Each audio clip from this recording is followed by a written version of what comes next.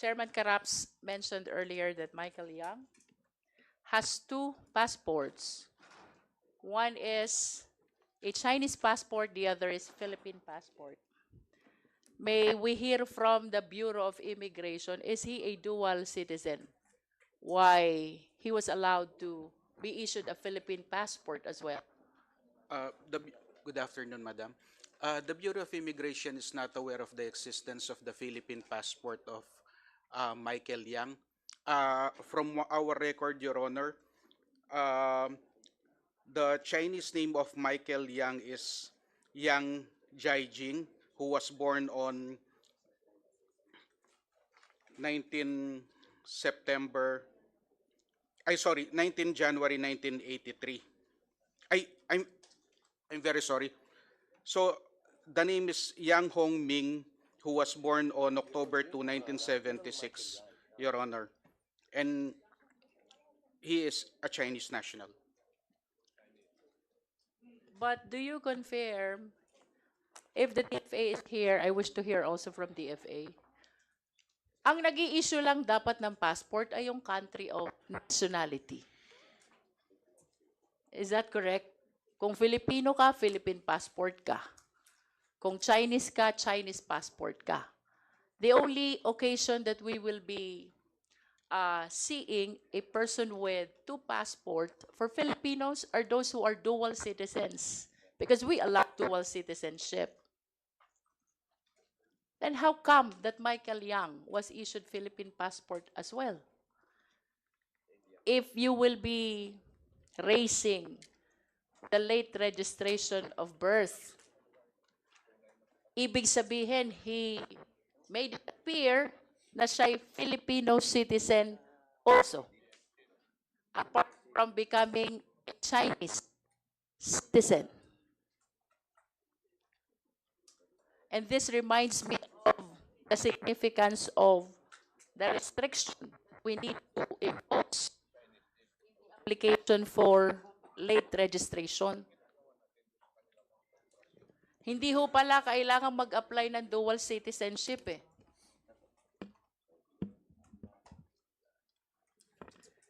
Just because of the very convenient way of applying for a late registration, lalabas ng Filipino din siya, while maintaining his Chinese citizenship. Birth certificate is very significant because this can be used in applying for ID with all other agencies. And this explains kung bakit ang isang tao, iba nasa passport, ibang nasa driver's license, iba ang nasa birth certificate. Ito po'y hindi nagagawa ng mga Pilipino. But how come we are so lax? Which allows the foreign nationals to manipulate our system, come up with various names, and make it difficult for us to even establish their identity. Mr. Chair, can we hear from Colonel Asierto whether this Alan Lim, Lin Wenxiong, and Wen Li Chen Alan C. are one and the same person? And Alan C. also. I think si Colonel Asierto, pwede po bang pakisagot nyo yung tanong ni Congresswoman Luistro? Opo. Si Wen Li Chen o si Li Wenxiong at Alan Lim ay isang tao. At asawa niya si Nono Lin na tumakbong congresswoman sa Quezon City. Ngayon, para ma-identify po natin si Alan Lim, meron po siyang mugshot at fingerprint sa RTC sa Cavite. Kasi meron siyang kaso doon eh. Nag-bail siya doon. So meron siyang fingerprint at mugshot. Pwede pong kunin yon at ikumpara kung ano man dokumentong o sa passport ni Alan Lim. At ito naman pong si Johnson Chua, meron po akong rito, kung ipapadala ko po sa inyo, ay hindi ko makita eh. Sorry po. Pero ipapadala ko po sa inyo ito. Meron siya pong, Johnson Chua. meron po akong nakuwang passport number niya.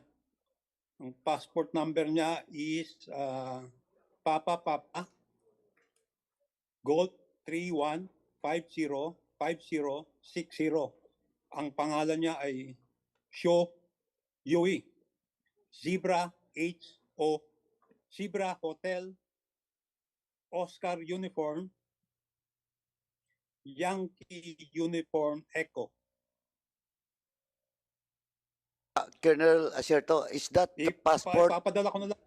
Colonel Acerto is Colonel, Chairman, Passport number po yan. Chairman, Passport number po. Chairman. Congressman Paduano. Is that Colonel Acerto, is that passport you're holding, the passport number is a Chinese passport or a Filipino passport? I think Chinese passport po yata ito eh. Hindi ko na po matanda kasi ang tagal na po eh. Mr. Chairman, Ito po yung mga pangalan ni Johnson Chua. ASAP lang, pasabit lang sa committee, then we will ask the DFA and the Bureau of Immigration with regards to that passport. So move, Mr. Chairman. Okay. Let me first Tapos si ano rule- po, si Alan si po, siya po yung binanggit ni Las Cañas sa kanyang affidavit sa ICC. Las Cañas. Binanggit po ni Las Cañas si Alan C. sa kanyang